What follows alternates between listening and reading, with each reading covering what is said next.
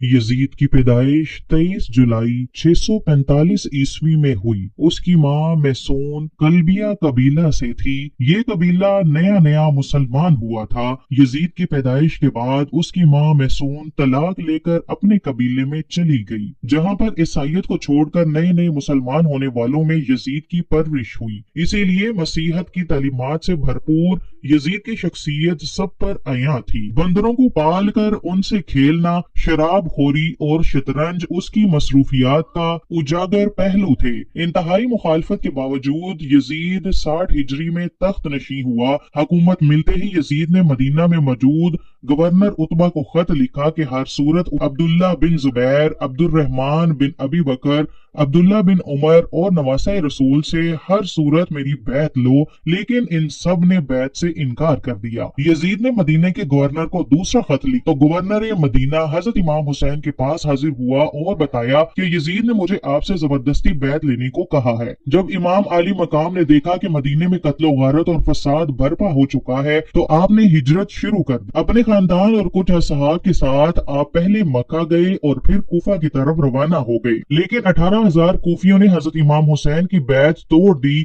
और फिर वाकया करबला पेश आया। करबला का दिलखराश वाकया ही यजीद का सबसे बड़ा और घिनौना काम तस्वर किया जाता है। यजीद ने उबैदुल्ला इब्ने ज़ियाद जैसे गवर्नर को कूफा में तैनात किया, जिसको हुक्म दिया गया कि करबला में ही हजरत इमाम हुसैन से बैत ली जाए, बसूरत दीगर उनसे जंग की जाए। उबैदुल्ला इब्ने ज़ियाद के हुक्म से शिमर और उमर बिन साद ने करबला पर लश्कर कशी की। नवासे रसूल और उनके 72 जानिसारों को 3 दिन तक प्यासा रखकर शहीद कर दिया गया। तारीख़ करबला ऐसी दर्दनाक है कि बहुत से तारीखदानों ने उसे लिखते लिखते खून के आंसू बहाए हैं। ऐसा जुल्म किया गया कि जिसकी कोई मिसाल नहीं मिलती। बच्चे, बूढ़े, जवान, यहाँ तक कि औरतों को भी कैदी बनाया गया। औरतें भी कोई आम नहीं है। वो नबी जो वजह कायनात हैं, ये इन्हीं की नवासियां थी। अल्लाह अकबर।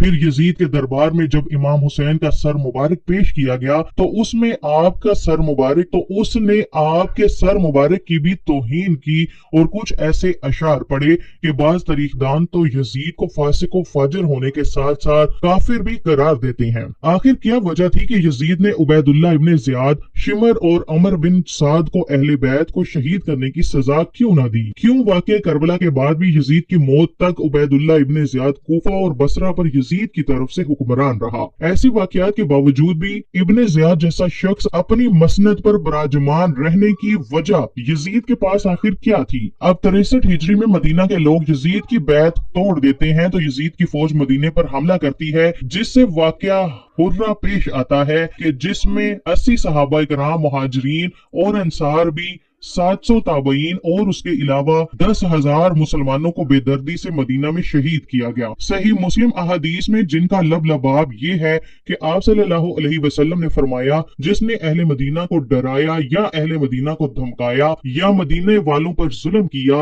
उस पर अल्लाह की लानत, उसके फरिश्तों की लानत और तमाम लानत करने वालों की लानत। लेकिन ये यहाँ पर ही ना रुका और मदीने के बाद मक्का पर भी हमला किया और खाना काबा की इमारत पर भी संगबारी की गई। फिर यजीद को दी गई अल्लाह पाक की मोहलत खत्म होती है।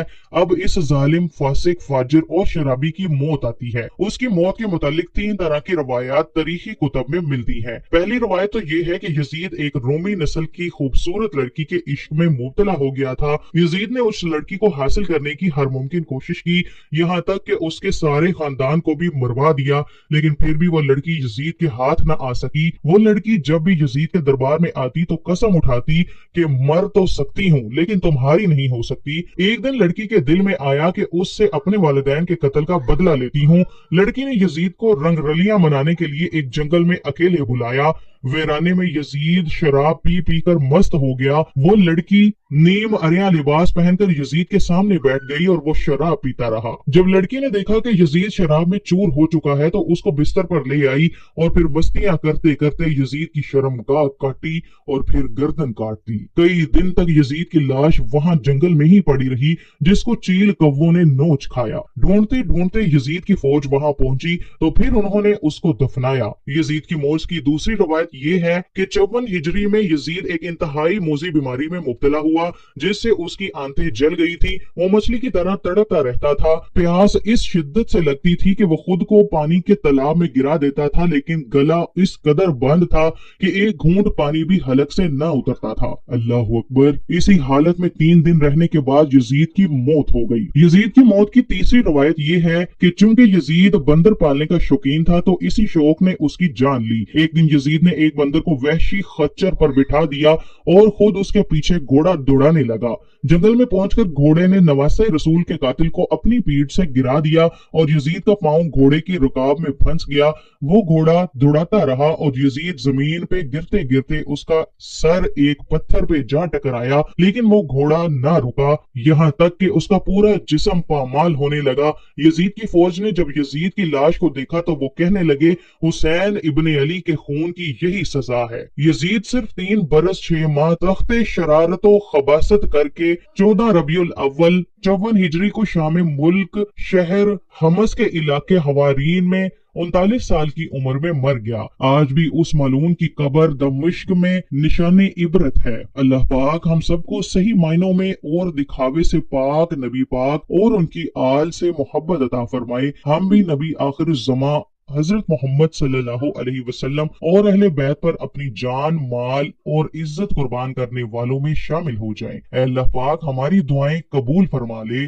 کمنٹ سیکشن میں آمین لکھنا مت بھولیے گا۔